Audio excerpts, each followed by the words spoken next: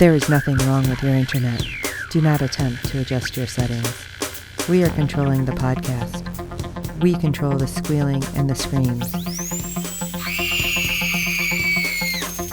We can make your heart flutter, your eyes blur from tears, or sharpen your mind to crystal clarity. For the next hour, sit back. We are in control of what you hear. We repeat, there is nothing wrong with your settings. You are about to experience the awe and mystery known as the female mind. You are now entering the Fangirl Zone.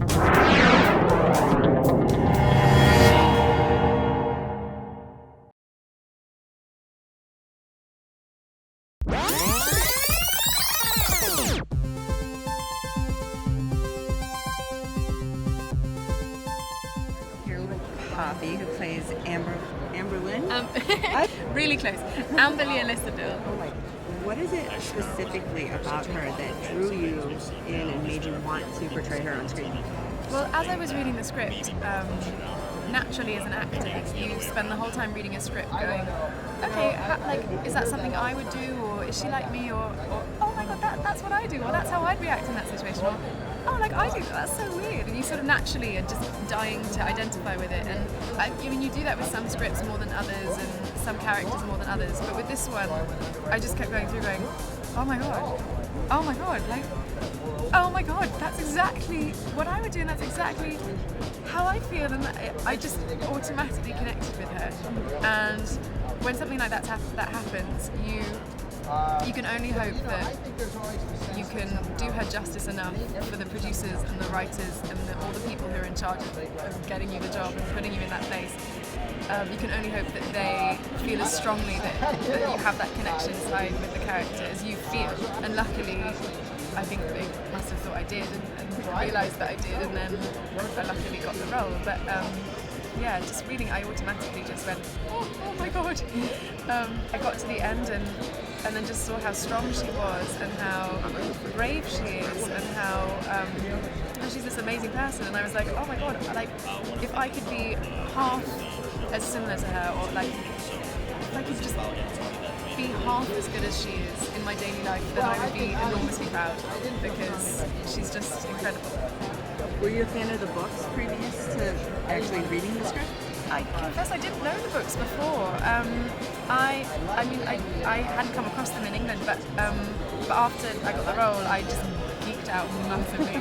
Like I spent like 3 months before just like listening to the audiobooks and like reading them and like researching it all online, like properly just dorked out like crazy. Yeah, and I was doing a play at the same time, so I was also packing up my house. So I was like packing and listening and like doing everything and cooking and listening and like just he was the soundtrack, like Terry Brooks' novels are just the soundtrack to my Christmas.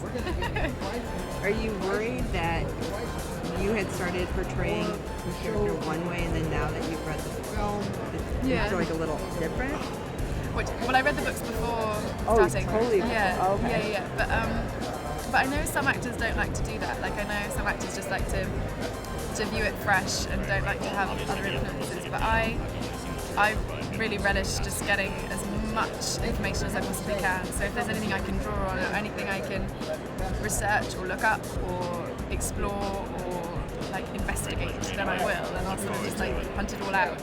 So I don't think it was detrimental to my preparation. I think it actually helped it, and then hopefully because I have that as a foundation, then I have done her more justice than I could have done without that, and hopefully the fans can see that and like her.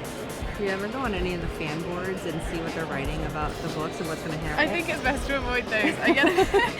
I don't know if I could deal with all the sort of brutal comments that sort of get bandied about on them. So I think, as a human being in general, I think it's best to just stay away from. Not that I'm saying they're all horrible, because I'm sure there are lovely ones too. But yeah, I just don't think either way for any human being really is good to know what other people think about you. Really, maybe. Thank you so much for your time. I appreciate it. Thank you. It's lovely to meet you.